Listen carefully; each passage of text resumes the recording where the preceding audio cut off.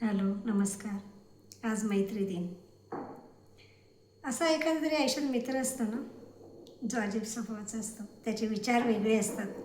असाच एक आगळ्या वेगळ्या मित्राचा आणि मैत्रिणीचा संवाद. आज उगाच तुझी आठवण झाली, कारण आज फ्रेंडशिप डे. फ्रेंडशिप डे म्हणजे मैत्री दिन. तुला कॉल केला असता आणि बोलले असते, आज काय आहे माहिती आहे का? माहिती असूनसुद्धा मुद्दाम बोलला असतास, नाही बाबा, मला नाही माहिती आज काय आहे.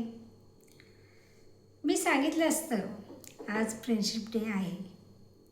माझी वाक्य पूर्ण होण्याआधीच तू विचारलं असतं, म्हणजे काय असतं ते. तुझा प्रश्न आला असता. तुला काय बोलायचं आहे हे ना समजून मी आपली बोलले असते, आज मैत्री दिन आहे ना, असं म्हणून तुला शुभेच्छा देणार. याआधीच तू बोलला असता. मैत्री दिन म्हणजे काय गं? काय असतो मैत्री दिन?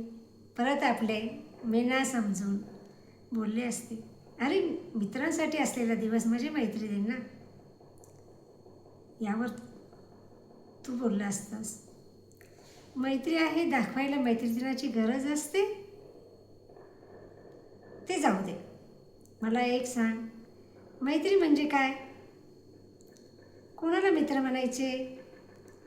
आणि मैत्रीची नेमकी व्याख्या काय?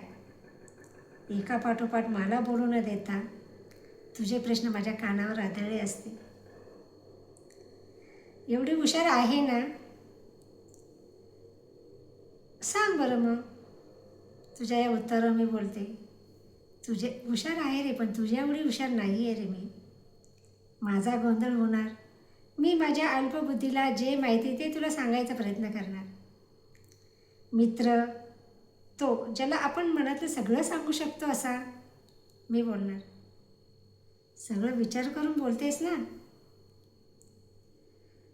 खरंच आपण सगळे सांगतो आपल्या मित्राला सांगू शकतो? मला नाही पटत हे. अनेक अशा गोष्टी असतात ग, आपण कधीच कुणाला सांगू शकत नाही. त्या फक्त आपल्या आणि आपल्याच असतात. तुझ्या या बोलण्यावर मी निरुत्तर होते, तरी बोलते, असं काही नाही हं.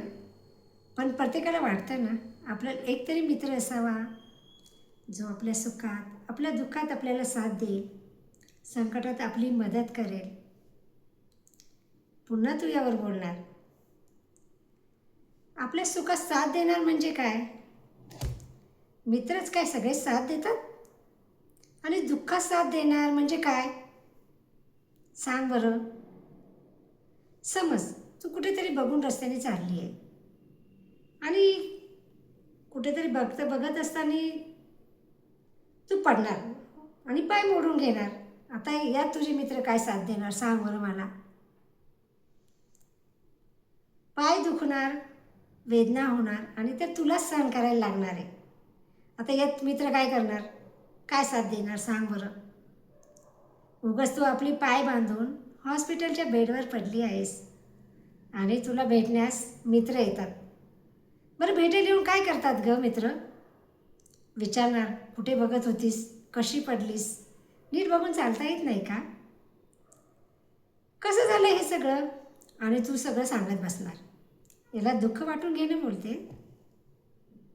असेल तर मला बाबा नाही पटत हे. तू बोलत राहणार, मी फक्त ऐकत राहणार. मलाच वाटत राहणार मीच चुकीचं बोलले.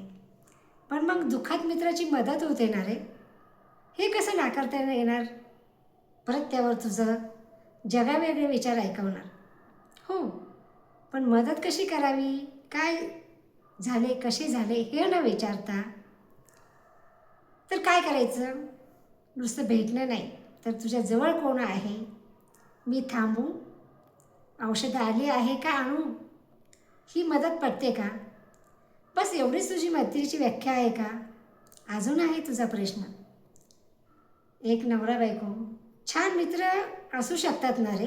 मी अजिबात नाही. नवरा हा नवराच असतो आणि बायको ही बायकोच असते.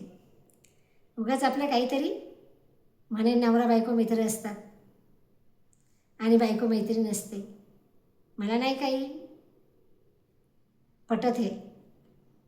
आता मात्र मला काही बोलणं सुचणार.